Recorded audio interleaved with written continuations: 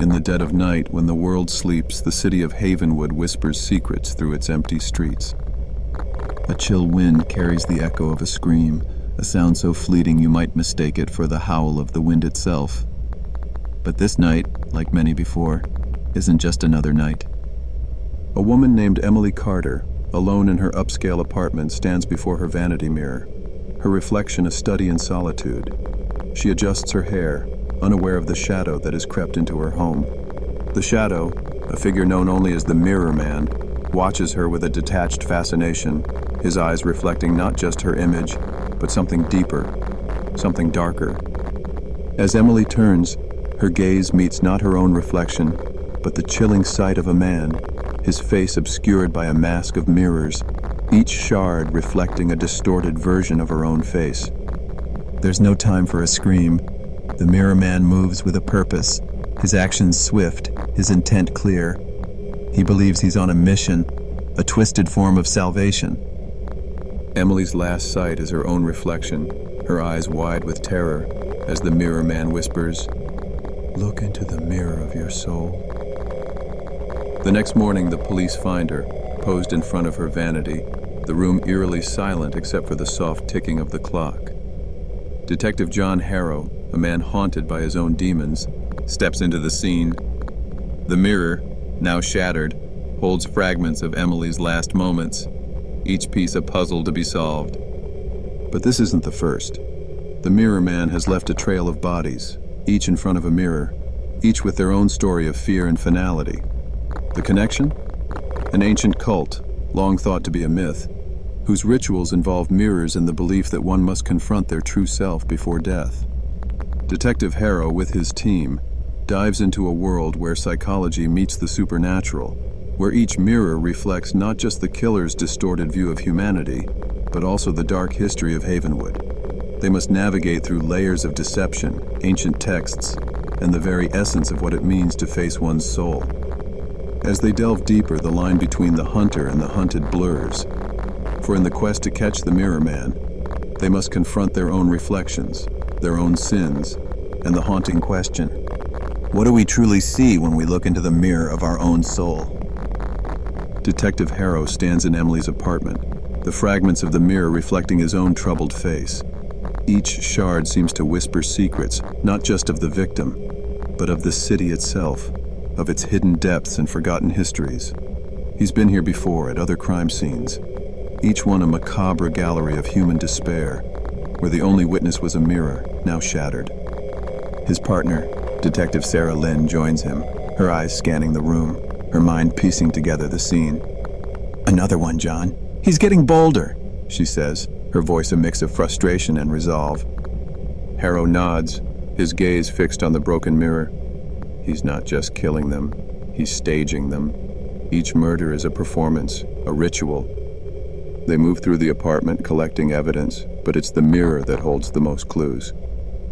Harrow picks up a shard, the jagged edge catching the light. "The cult," he murmurs. They believed in the power of reflection, that mirrors could reveal the soul's true nature. But this is a perversion of that belief. Outside, the city of Havenwood continues its life, unaware of the darkness that lurks within its polished surfaces. Harrow and Lynn delve into the archives, into dusty tomes and forgotten scrolls, seeking the origins of the cult. They uncover tales of a sect that once thrived in Havenwood, a group obsessed with purity and the confrontation of one's inner self through mirrors. As they dig deeper, they find connections to the victims. All had some link to the cult, either through lineage or through their own dabbling in the esoteric. The Mirror Man, it seems, is not just a killer, but a disciple, a zealot carrying out what he believes to be a sacred duty. Their investigation leads them to an old abandoned chapel on the outskirts of Havenwood, its walls adorned with faded murals of reflective surfaces and eyes staring back. Here, they find more than just history. They find signs of recent activity, candles still burning, and a mirror, this one intact, reflecting back at them.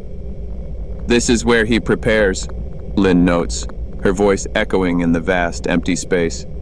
"He's not just killing, He's transforming, each murder a step in his own twisted path to enlightenment. Harrow feels the weight of the case, the personal toll it's taking. Each victim, each mirror, reflects back at him, not just their stories, but his own. He's haunted by his past, by the faces of those he couldn't save. This case, this killer, is a mirror to his own soul, showing him his fears, his failures. The hunt intensifies, as does the psychological warfare. The Mirror Man leaves cryptic messages, reflections of his victim's last words, each one a clue but also a taunt, a challenge to see deeper, to understand his mission. In their pursuit, Harrow and Lynn must not only track down a killer, but also confront their own reflections, their own darkness. The city of Havenwood, with its secrets and its mirrors, becomes a labyrinth where every turn could be a confrontation with the self, where every reflection might reveal not just the killer, but the hunted. And as they close in, the question remains, haunting them: what do we truly see when we look into the mirror of our own soul? The investigation takes a darker turn as Harrow and Lynn uncover a diary in the chapel, its pages filled with the Mirror Man's distorted philosophy. Each entry is a testament to his belief that he's purging souls of their impurities, forcing them to confront their deepest fears and sins through the reflection of a mirror. The mirror doesn't lie, one entry reads, the ink smeared as if written in haste, or perhaps in anger. It shows us who we truly are, stripped of pretense. I am their guide to salvation, whether they accept it or not. Harrow, reading these words, feels a chill. The killer's conviction, his twisted logic, mirrors the very essence of the cult's teachings but taken to a lethal extreme. He closes the diary, the weight of its contents heavy in his hands. He's not just killing, he tells Lynn. He's on a crusade. We need to understand his endgame. Their next lead comes from an unexpected source, a retired professor, Dr. Elwood, who once studied the cult's practices. Meeting him in his cluttered book-lined study, they find him surrounded by artifacts and old photographs of Havenwood's forgotten corners. Mirrors, Dr. Elwood begins, his voice raspy with age, were not just for vanity in the cult's eyes. They believed mirrors could capture and reflect the soul's essence, a moment of truth before death. But this killer has corrupted that belief into something vile. He hands them a photograph, an old group shot of the cult members, some faces eerily similar to the victims. Look here, he points at a young man, his eyes intense even in the faded image. This is him, or his lineage. The cult believed in passing down the duty to confront the soul. As they leave Dr. Elwood's, the pieces start fitting together. The victims were not random. They were chosen, each linked by blood or belief to the cult. The Mirror Man was not just a killer. He was a judge, a purifier in his own deranged mind. The breakthrough comes when they trace the lineage back to a name, Marcus Vale. Records show he was a member of the cult, his family deeply involved until its supposed dissolution. Now he's a recluse, living in an old mansion on the edge of Havenwood, a place locals whisper about, calling it the House of Reflections. Harrow and Lynn approach the mansion under the cover of a stormy night, the wind howling through the trees, the mansion's windows reflecting the lightning strikes. Inside, the air is thick with the scent of old wood and something else, something metallic, like blood.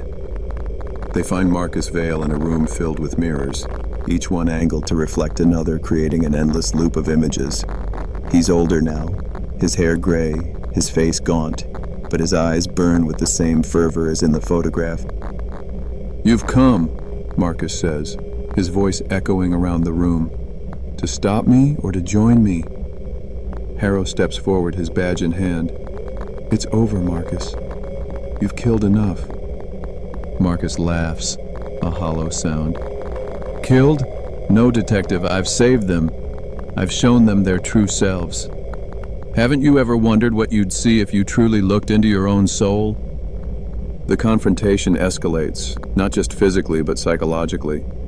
Marcus challenges Harrow to look into a mirror, to see what he's been running from.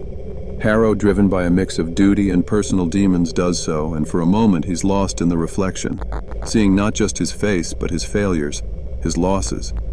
Lynn intervenes, pulling Harrow back, reminding him of their mission. They subdue Marcus, but the psychological scars remain. As they lead Marcus away, the mirrors in the room catch the last light, reflecting back not just the scene, but the essence of their journey. Havenwood, with its secrets and its mirrors, had shown them all a reflection of their own souls, a confrontation with what they feared and what they fought against. In the aftermath, as they file their reports, Harrow sits alone in his office, the city's nightlife buzzing outside. He looks at his reflection in the glass of a framed photo of his late partner, another victim of his past cases. "What do we truly see when we look into the mirror of our own soul?" he whispers to himself, the question unanswered, the journey into darkness and self-discovery far from over. The storm outside had passed, leaving the city of Havenwood in a deceptive calm, the kind that often precedes a revelation or a storm of another kind. Inside the precinct, the atmosphere was thick with tension, the kind that builds when the end is near, but not yet in sight. Detective John Harrow sat at his desk, the dim light casting long shadows across the room, mirroring the darkness that had enveloped his thoughts. The case of the Mirror Man had taken its toll, not just on the city, but on him personally. Each victim, each shattered mirror, was a reflection of his own battles, his own unresolved guilt. Sarah Lynn entered, her steps soft but firm, her presence a reminder of the reality they were both tethered to. She placed a file on his desk, the sound sharp in the quiet room. "We've got something, John," she said, her voice steady but carrying an undercurrent of urgency. Harrow looked up, his eyes meeting hers, searching for something, perhaps hope or clarity. "What is it?" "It's the final piece of the puzzle," Lynn continued, flipping open the file to reveal a series of photographs and documents. "We've traced Marcus Vale's lineage back further than we thought. His great-grandfather was not just a member of the cult, he was its leader, the one who wrote the original texts on soul purification through reflection." Harrow leaned forward, his interest piqued. And, Lynn paused, pulling out an old leather-bound book, its pages yellowed with age. This was found hidden in Marcus's library. It's a continuation of those texts, his own manifesto, detailing his belief that he's the chosen one to complete what his ancestors started. The book was heavy in Harrow's hands, its cover embossed with symbols that seemed to dance in the flickering light. He opened it, the smell of old paper and ink filling his senses. The writings were meticulous, each line a testament to Marcus's madness, his conviction that he was on a divine mission. "He's planning something big, John, something that involves not just one mirror, but many. He believes that by aligning these mirrors in a specific pattern, he can create a mirror of souls, where all of Havenwood will be forced to confront their true selves." Harrow's jaw tightened. "When?" "Tonight," Lynn said, her voice dropping to a whisper. "At the old observatory on the hill. He's invited the city's chosen to witness what he calls the Great Reflection." The gravity of the situation settled over Harrow like a shroud. This wasn't just about stopping a killer. It was about preventing a massacre, a psychological assault on the entire city. "We need to move," Harrow said, standing abruptly, the chair scraping against the floor. "Get SWAT, get everyone. We can't let this happen." The drive to the observatory was tense, the city lights blurring into streaks of color as they sped through the night. The observatory, an old abandoned structure, loomed ahead, its dome reflecting the moon's eerie glow, almost like another mirror waiting to capture souls. As they approached, the scene was surreal. Candles lined the path, casting long, distorted shadows. People, drawn by curiosity or perhaps some deeper, darker compulsion, had gathered, their faces illuminated by the flickering light, each one a potential victim in Marcus's grand design. Harrow and Lynn, with their team, moved stealthily, the air thick with anticipation. They could hear Marcus's voice, amplified by the acoustics of the observatory, speaking of purification, of seeing the truth. We are here to witness the truth. Marcus's voice boomed, echoing off the cold stone walls of the observatory. The mirrors will not just reflect your image, but your essence, your soul's darkest secrets. The crowd, a mix of fear and fascination, murmured among themselves, some stepping back, others drawn closer by an inexplicable pull. Harrow and Lynn exchanged a look, the gravity of the situation palpable. They knew they had to act, but the psychological trap Marcus had set was as real as any physical one. Harrow signaled to his team, their movements silent but urgent. They had to reach Marcus before he could enact his final ritual. As they moved through the crowd, the tension was palpable, each step a risk of alerting the gathered to their presence. Inside the observatory, the dome was lined with mirrors, each angled to create an infinite reflection. At the center stood Marcus, his arms outstretched, a figure of both madness and authority. The mirrors shimmered with the candlelight, creating a disorienting maze of light and shadow. Harrow approached, his heart pounding, the weight of his badge feeling heavier than ever. "Marcus Vale, this ends now!" he shouted, his voice cutting through the murmurs of the crowd. Marcus turned, his eyes wild with zeal. "Detective Harrow, you've come to join us, haven't you? To see what lies beneath the surface?" "No, Marcus," Harrow replied, his voice steady despite the chaos within. "I'm here to stop you. You've terrorized this city long enough." The crowd began to realize the gravity of the situation, their murmurs turning to cries of alarm as the police presence became evident. SWAT teams moved in, their tactical gear a stark contrast to the eerie, almost ceremonial setting. Marcus, undeterred, began chanting in an ancient tongue, his voice rising above the confusion. He moved towards a large central mirror, his intent clear, to complete his ritual. Lynn, quick on her feet, dashed forward, her gun drawn but aimed at the ground, not wanting to escalate the situation into a bloodbath. "Marcus, stop! This isn't salvation, it's destruction!" But Marcus was beyond reason. He reached the mirror, his hand hovering over it, ready to activate whatever mechanism he had set up. Harrow, seeing no other option, lunged forward, tackling Marcus away from the mirror. They crashed to the ground, the impact echoing through the observatory. The crowd scattered, some screaming, others frozen in shock. Lynn and the SWAT team secured the area, ensuring no one else could interfere or get hurt. Marcus struggled beneath Harrow, his eyes filled with a mix of fury and despair. "You don't understand! I was saving them!" Harrow, his face inches from Marcus's, his voice low and intense, said, "You weren't saving anyone, Marcus. You were destroying lives. Look into this mirror," he pointed to the one beside them, "and see what you've become." For a moment, Marcus's resistance faltered. He glanced at the mirror, his reflection distorted by the angles, showing not a savior, but a man lost to his own delusions. The SWAT team moved in, cuffing Marcus. As he was led away, the mirrors around them reflected the scene from every angle, 1,000 versions of the same moment of defeat. Outside, the night air was crisp, a stark contrast to the suffocating tension inside. Harrow and Lynn stood together, watching as Marcus was taken into custody. The crowd had dispersed, some in tears, others in shock, all touched by the darkness that had briefly threatened to consume Havenwood. Harrow looked at the night sky, the stars obscured by the city's lights, yet somehow they seemed to shine with a new clarity, a reflection of the truth they had all been forced to confront. "Tonight we stopped a killer," Harrow said, his voice carrying the weight of the ordeal.